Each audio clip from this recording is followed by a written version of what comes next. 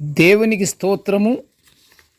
అనుదిన దేవుని వాక్య ధ్యానమునక ఈరోజు 2025 సంవత్సరము నవంబర్ నెల 11వ తారీఖు. ఈరోజు ధ్యాన వాక్యము పరిశుద్ధ గ్రంథము నుండి కీర్తనల గ్రంథము 51వ కీర్తన 7వ వచనాన్ని ధ్యానించుకుందాము. ప్రియ దేవుని బిడ్డలారా, ప్రభునామములో మీకు శుభములు దీవెనలు కలుగునుగాక. నేటి ధ్యాన వాక్యాన్ని పరిశుద్ధ గ్రంథము నుండి చదువుకుందాము. కీర్తనల గ్రంథము 51:7. మనుషులు పెట్టు నిందకు భయపడకుడి,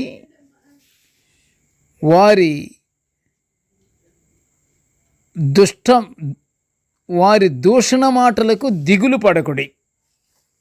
ప్రియ దేవుని బిడ్డలారా, ఈరోజు ధ్యాన వాక్యము మనుషులు పెట్టు నిందలకు భయపడవద్దు అని యెషయా ప్రవక్త ద్వారా దేవుడిచ్చిన వాగ్దానమును మనము ధ్యానించుకుంటున్నాము. మనుషుడు దేవుని ఆజ్ఞలకు లోబడి జీవించాలి. అది తప్పని పరిస్థితి. జీవిత మనుగడ మొత్తం మన దేవునికి లోబడే ఉండాలి. ప్రేమ కలిగి ఉండాలి, విశ్వసించాలి, విశ్వాసముతో మనము లోబడి ఉండాలి. అనగా ఇతరుల పట్ల న్యాయంగా ప్రవర్తించాలి. ఎప్పుడైతే మనము న్యాయంగా ప్రవర్తించుచు ఒకరికొకరు ప్రేమ కలిగి ఉంటామో ఆయన ఆజ్ఞలకు లోబడినట్లే. దేవునికి మనము విధేయత కలిగి జీవిస్తున్నట్లే లెక్క. ప్రియ దేవుని బిడ్డలారా, దేవుని రాజ్యములో న్యాయం చాలా ముఖ్యమైనది. దేవుని ప్రజలు ఇతరులతో తమ వ్యవహారాల్లో న్యాయంగానూ ప్రేమతోనూ ఉండకపోతే వారి ప్రార్థనలు, వారి భక్తి అర్థం లేనివి. తోటి మనుషులను ప్రేమతో కలుపుకుంటూ ఆత్మీయ స్నేహం పెంచుకోవాలి ఒకరికొకరు. కుటుంబాల్లో కానీ, బంధుమిత్రులతో కానీ, తోటి వారితో కానీ, ఇరుగు పొరుగు వారితో కానీ ప్రతి ఒక్కరితో ప్రేమతో కలుపుకుంటూ వెళ్ళాలి. అది ఆత్మీయ స్నేహం అంటారు.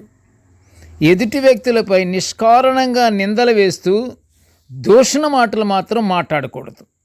అది దేవునికి గిట్టని పనేది. దేవుడు సహించడు.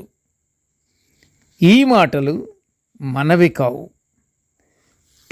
ప్రభువు యెషయా ప్రవక్త ద్వారా పలికించిన మాటలు 1వ అధ్యాయము 10లో ప్రవచింపజేస్తున్నారు ప్రభువారు. నా మాట ఆలకించుడి, నా ఉపదేశమునకు చెవియొగ్గుడి అని ప్రభువు చెప్తున్నాడు యెషయా ప్రవక్త ద్వారా. ప్రభువు చెప్పేది ప్రేమ కలిగి ఉండాలని చెబుతున్నాడు. మన దేవుడు నిత్యము ప్రేమ గురించే చెప్తాడు. మనం ప్రేమించటం కాదు, ప్రభువే మనల్ని ప్రేమించాడు.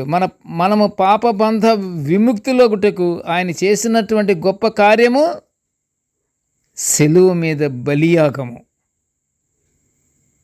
అంత గొప్ప ప్రేమ మన ఎడల చూపుతున్న తండ్రి మనము ఒకరికొకరు ప్రేమ కలిగి ఉండటంలో అదేమన్నా పెద్ద గొప్ప విషయమా? తప్పకుండా మనం ప్రేమ కలిగే ఉండాలి. మనుషులు ఒకరికొకరు ప్రేమ కలిగి ఉండటం అది దేవునికి ఇష్టమైనది. దేవుడు ఆనందపడతాడు. యోహోను కూడా ఆయన సువార్తలోని 13వ అధ్యాయము 34వ వచనం ఒకసారి మీరు చూడండి. ఏమనుంది? మీరు ఒకరినొకరు ప్రేమింపవలెనని మీకు క్రొత్త ఆజ్ఞ ఇచ్చుచున్నాను. ప్రభువారు ఆజ్ఞ ఇస్తున్నారు, మీరు ఒకరికొకరు ప్రేమించాలని. కొత్త ఆజ్ఞ. ఆజ్ఞలలో ఇది ఒక కొత్త ఆజ్ఞ దేవుడిస్తున్నాడు.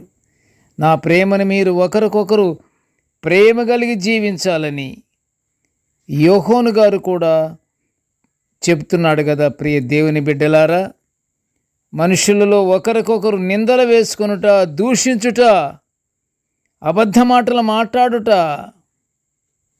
అవి పనికిరావు. వేషధారణ అస్సలు పనికిరాదు.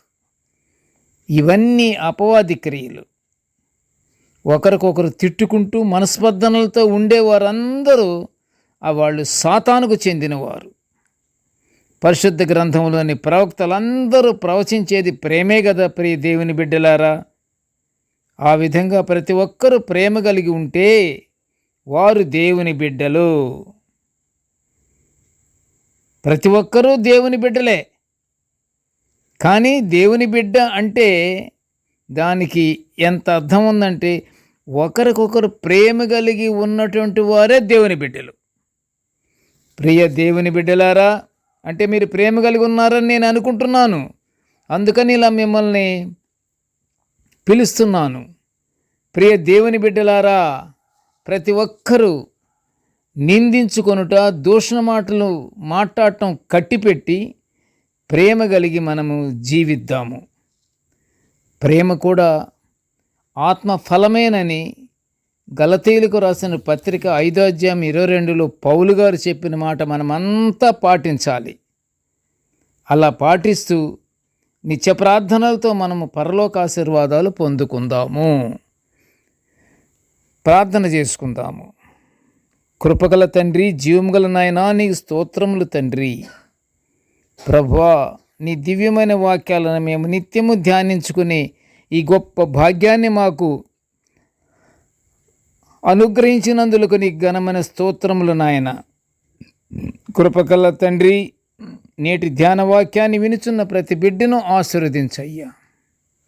ప్రభువా, మేమందరము తండ్రి పరిశుద్ధ గ్రంథంలోని ప్రవక్తలందరూ ప్రవచించిన విషయము ప్రేమించమని కనుక మేమందరము ఒకరికొకరు తండ్రి ప్రేమ కలిగి నిన్ను స్తుతించుకొనుచు నిన్ను మహిమపరుచుకునే భాగ్యాన్ని మాకు అనుగ్రహించమని నాయనా ఈ మనవులన్నీ యేసయ్య పుణ్య నామమున వినయముగా వేడుకొనుచుంటున్నాము తండ్రి. ఆమెన్. దేవుడు మనల్నందరినీ బహుగా దీవించుగాక. Amen, amen, amen.